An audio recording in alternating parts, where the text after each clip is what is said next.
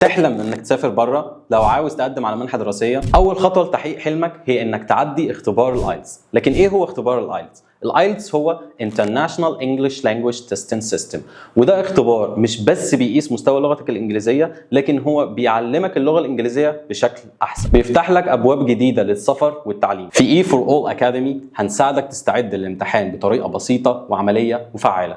الكورس هيشمل ايه؟ 1. كل الماتيريال اللي هتحتاجها. 2. تكنيكس خاصة عشان تعدي الامتحان بثقة ونجاح. 3. امتحان مع نيتيف سبيكرز عشان تعرف مستواك الحقيقي في اللغة. لكن مهم جدا لازم قبل ما نبدأ نعرف ان في نوعين من اختبار الايلتس: General IELTS وAcademic IELTS. الجنرال ايلتس لو هدفك الهجرة أو الشغل في الخارج. أكاديميك ايلتس لو ناوي تقدم على جامعة أو منحة للخارج. الكورس ده مش مجرد استعدادك للامتحان، لكن هو فرصة أقرب لتطوير لغتك الإنجليزية. لو عاوز تبدأ رحلة النجاح ما تضيعش وقت، ووصل معانا دلوقتي مع E4All Academy.